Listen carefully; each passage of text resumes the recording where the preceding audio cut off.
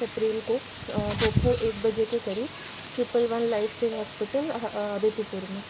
उसके बाद एक्चुअली उनको मेन दिक्कत ये था कि उनका ऑक्सीजन लेवल उस टाइम 85 था। उसके बाद जब उनको वहाँ एडमिट कराया गया, एडमिशन के टाइम पे हमसे 2 दिन का एडवांस मांगा गया 70,000 रुपये, जो मैंने वहाँ पे डिपॉजिट किया। उस टाइम हमारी ये सिचुएशन नहीं थी कि हम बिल मांगे या कुछ करें, और ना ही हमें हॉस्पिटल की तरफ से बिल प्रोवाइड किया गया। मैंने वहाँ पे जो भी फॉर्मेलिटीज़ थी, एक कंसेंट लेटर था, मैंने वो साइन किया, और मैंने वहाँ पे सरिता आनंद थी रिसेप्शन पे, जो कि आई थिंक डॉक्टर OP आनंद की वाइफ है, तो मैंने उसको दिया। वहाँ पे सिर्फ मेरे फादर का ऑक्सीजन लेवल चेक हुआ एंड नो अदर टेस्ट, क्योंकि उस हॉस्पिटल में ना एक्सरे मशीन है और CT स्कैन भी है या नहीं है, आई एम नॉट श्योर, क्योंकि मुझे जूनियर डॉक्टर, आई थिंक रक्षित नाम है उसका, उसने मुझे बोला था कि यहाँ पे मशीन ख़राब पड़ा हुआ है, जो कि उसने मुझे दिखाया भी था 3rd फ्लोर पे। तो ये सब हुआ प्रोग्राम। मुझे सरिता आनंद जी ने ये कहा कि आपके पापा का 50-50 बचने का चांस है, क्योंकि आप लोग लेट इनको लेके आए। मेरे फादर का पॉजिटिव रिपोर्ट आया था 21 को, एंड उसके बाद उनको कोई सिम्टम नहीं था।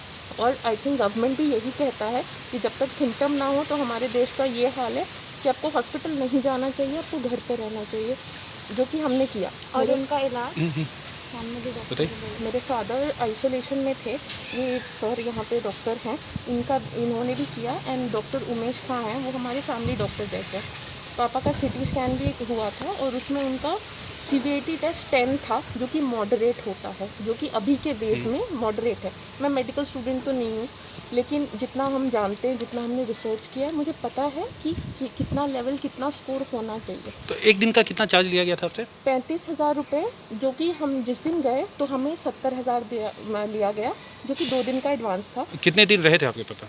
26 को हमने एडमिट कराया था, एंड 1 मई को 11:30 बजे मेरे पापा नहीं रहे। तो आप ये समझ लीजिए 26, 27, 28, 29, 30, 5 दिन का उन्होंने हमसे 1,65,000 रुपया लिया। एंड लास्ट डे जिस दिन उनकी डेथ हुई है, उस दिन भी 5,000 रुपये कैश, मतलब कि 1,70,000 आपने इसके बाबत कहाँ कहाँ कंप्लेन किया था? हमने DC ऑफिस में भेजा है मेल, हमने बालसा को मेल किया है, हमने हेल्थ मिनिस्टर सर के ऑफिस में भी मेल किया है इसके रिगार्डिंग, एंड आप मीडिया को भी मैंने आज जाके रीच आउट किया। अच्छा, तो क्या क्या उसमें आपको किन किन लोगों का फ़ोन आया, क्या क्या जांच बिंदु पे आपसे बात हुई? बात ये है कि मेरे फादर एकदम ठीक थे जब उनको मेडिकेशन स्टार्ट हुआ वहाँ पे। उसके बाद उनका ऑक्सीजन लेवल भी, मेरे पास फ़ोटो भी है, मैं आपको एक मिनट दिखाती हूँ, जिस दिन हमने उनको एडमिट कराया था और उसके बाद का। वो तो फ़ोटो व्हाट्सअप कर दीजिएगा। मैं आपको सर दिखाई देती हूँ, एक सेकेंड सर, क्योंकि मैं ये दिखाना चाहती हूँ कि हमने, मेरे पापा उस दिन कैसे थे। व्हाट्सअप कर दीजिए, मैं आपको व्हाट्सअप कर ठीक है। तो और उसके बाद क्या क्या हुआ फिर? मेरा मेजर कंसर्न वहाँ ये है कि वहाँ के जो डॉक्टर थे, दोनों डॉक्टर, वो PPE किट्स कभी नहीं पहनते थे सर, जो कि आप लोग को भी पता है, आपने इतना कवरेज किया है कि PPE किट, ग्लव्स कितना ज़रूरी है। अटेंडेंट्स को वहाँ रखा जाता था, क्यों? क्योंकि नर्सेज ये नहीं कहती थी कि हम बार बार आके चेंज नहीं करेंगे। मेरे पापा के बगल वाले बेड पे पेशेंट का कैनुला हट गया, उनका ब्लीडिंग हो रहा था, तो नर्स को हमने बुलाया, और 3rd फ्लोर पे हम थे, 2nd फ्लोर जाके हमें बुलाना रहता था। वो आई, उसने डांटा, उसने कहा हमारा ये काम नहीं है बार बार करना, ठीक है।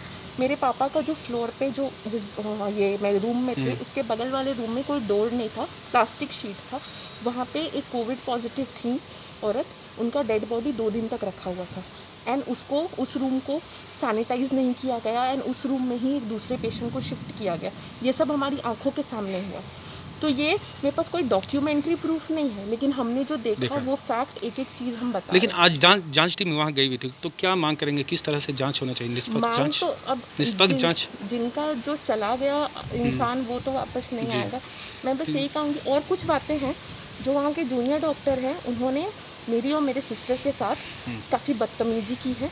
जिस दिन मैंने अपने पापा को उस डेथ बेड पे देखा, जब उनका वो हार्ट मीटर एकदम नील हो गया था, मैं वहीं ज़मीन पे गिर पड़ी, तो उस आदमी ने मुझे कहा कि ज़्यादा नाटक मत करो, मैं तुम्हें यहाँ से उठा के फेंक दूँगा। उस डॉक्टर ने मुझे ये कहा। जिस दिन मेरे पापा जा रहे थे, उससे 1 घंटा पहले मेरी सिस्टर गई वहाँ पे, उनको कहा कि उनका ऑक्सीजन लेवल 30 चला गया है, सर प्लीज़ जाके देखिए। तो उसने इससे कहा कि पहले अपना मास्क हटा के अपना मुँह दिखाओ, तब मैं जाऊँगा। अगर ये है डॉक्टर, तो मुझे नहीं पता कि किसे हम भगवान कहते थे आज तक, कि किसके भरोसे हम अपने पापा को ले गए। आज अगर वो घर से दम तोड़ते ना, तो हमें शायद इतना दुख नहीं होता जितना हमें उस हॉस्पिटल में ले जाके। आज के डेट पे सरिता आनंद ने फ़ोन किया सेव लाइफ हॉस्पिटल से। एक लड़के का सबसे पहले फ़ोन आया, मेरे पास रिकॉर्ड्स है। उसने कहा कि इनवॉइस है, जबकि हमें इनवॉइस कुछ नहीं मिला। मैंने बोला इनवॉइस अगर तुमने दिया है, तुम्हारे पास भी तो डुप्लीकेट कॉपी होगी, तो इनवॉइस नंबर तो तुम्हारे पास भी होगी। तो उसने फ़ोन काट दिया। मैंने 16 से 17 बार कॉल बैक किया, किसी ने ये नहीं किया। उसके बाद सरिता आनंद ने उठाया फ़ोन, और सरिता आनंद ने फ़ोन उठा के ये बोला, बोलती है बोलो। मैं 1 सेकेंड, मेरी सिस्टर सब कुछ बोल रही थी कि तुम्हारे यहाँ ऐसे ऐसे हुआ हमारे साथ। लास्ट में ये बोलती है कि इतना झूठ मत बोलो, डूब के मर जाओ। जिस इंसान का छत चला गया, हमारे छत, हम जा के ओपी आनंद के सामने में गिराते थे कि हमें रिपोर्ट्स दीजिए, हमें मेडिकेशन क्या हो रहा है वो दीजिए। हमारे यानी कोई डॉक्यूमेंट आपको नहीं दिया गया? कुछ नहीं सर, एक डेथ सर्टिफिकेट दिया गया जो कि है, मैं आप मीडिया को वो भी दे दूंगी, जो रक्षित आनंद ने साइन किया है। रक्षित आनंद एक बहुत ही घटिया किस्म का इंसान है, और मैं डॉक्टर तो उसको ये कौन है? रक्षित आनंद पे जूनियर डॉक्टर है, मुझे नहीं पता वो ओपी आनंद का कौन है, मुझे नहीं पता। वो रक्षित आनंद है, कौन है, डेथ सर्टिफिकेट उसने साइन किया है, रक्षित आनंद है, रक्षित नाम है उसका, फुल नेम मुझे नहीं पता, लेकिन वो जूनियर डॉक्टर है वहाँ पे, उसने डेथ सर्टिफिकेट साइन किया है। एंड मुझे वो डॉक्टर लगता भी नहीं है, क्योंकि जिस हिसाब से मेरे बहन पे उसने कमेंट पास किया, वो जहाँ जहाँ जाती थी उसके पीछे पीछे ये होता था। तो जिस तरीके का हरासमेंट लड़कियों के साथ वहाँ होता है, पेशेंट के साथ होता है, अटेंडेंट के साथ होता है। मेरे फादर 1-1 घंटे तक बैठे रहते थे कि उनको बाथरूम जाना है, ये नहीं, अटेंडेंट्स को इतनी गालियाँ देती थी वो नर्स हमें कि यहाँ बैठती हो कोरोना हो जाएगा। जब मेरे फादर वेंटिलेटर पे थे और उनका डायपर चेंज करने का टाइम आया, तो मेरी मदर को बुलाया गया। क्या नाम था आपके पिताजी का? सुनील कुमार झा।